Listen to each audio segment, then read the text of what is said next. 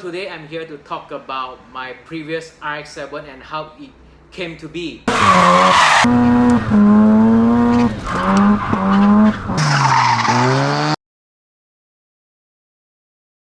What's up guys, today I'll be doing a vlog because recently Liew Racing just updated a video regarding RX-8 doing a 2JZ swap. So in that video I actually commented that on my personal point of view, I think that the RX series should remain a rotary instead of doing a piston swap.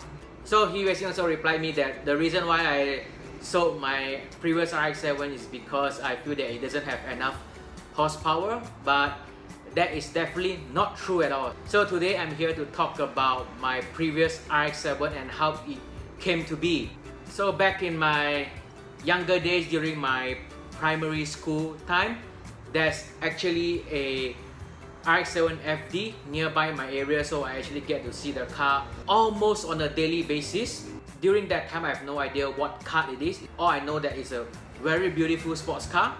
Until during mid-90s when I came across the Initial D manga and I actually started reading them, and then came along the anime and so on. So that time I actually know that, oh, so this is the RX-7. And also during the mid-90s, the internet came to be, the all beautiful internet. That's when I actually started doing my own research on the RX-7 and found out there's something called a rotary engine, and I was quite fascinated about it because it's definitely not our usual conventional piston type engine.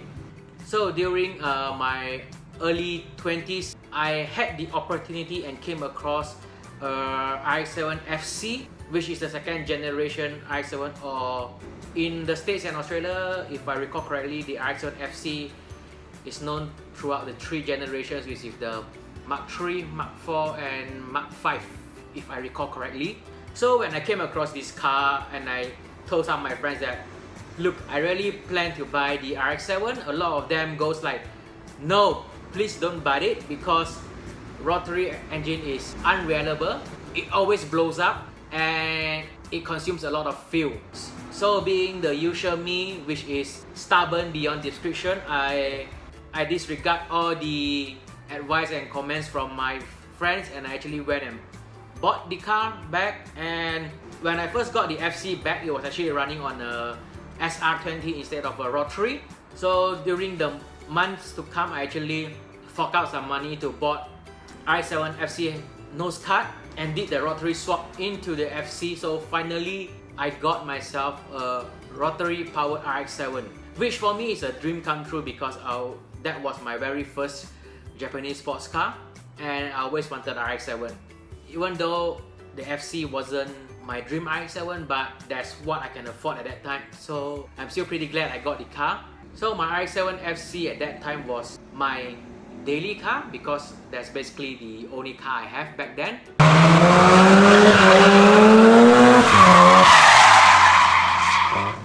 And it was my toge car as well.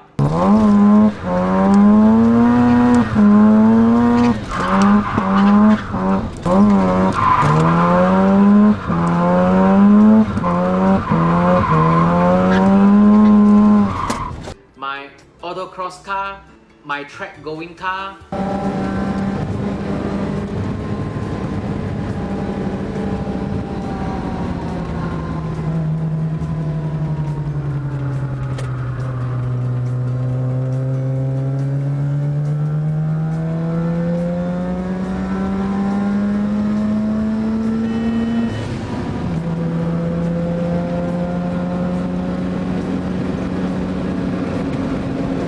And my drift cars.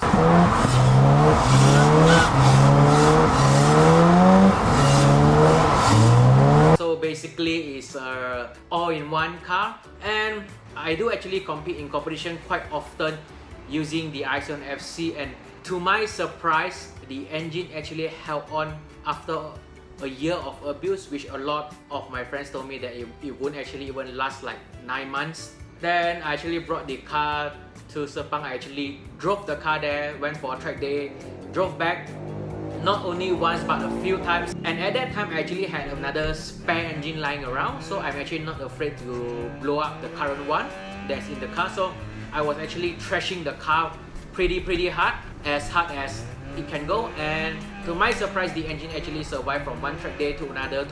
So after a few years of trashing the FC, I finally have to part ways with it because I'm leaving the country for further studies. So fast forward to my time in Australia. During my time in Australia, I actually bought another RX-7 FC as well, but it came with a dead rotor, so I was doing an engine swap and everything on it. But unfortunately, due to studying and limited budget, the project was actually complete, but I never got the budget to get the roadworthy done on the FC, so that car was never on the road, and eventually I sold it to another enthusiast which really wanted the car. And then fast forward again to the day I came back from my studies back to Malaysia, and lucky for me, I've saved up enough money to got myself a RX-7 FD this time, which is my dream car all the while.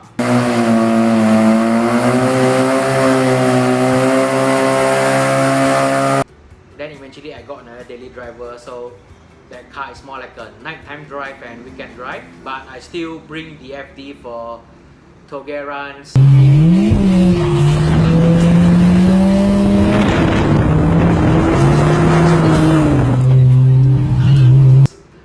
drift practice,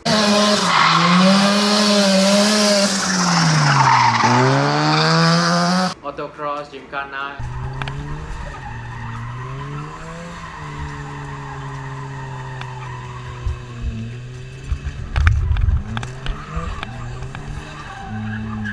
And some circuit event as well.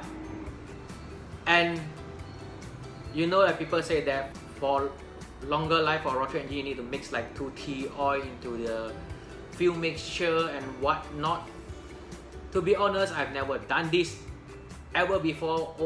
Over a period of a decade driving and competing in a rotary engine car, I've never ever done anything like that before, and all my rotors work fine. I never have an issue about that.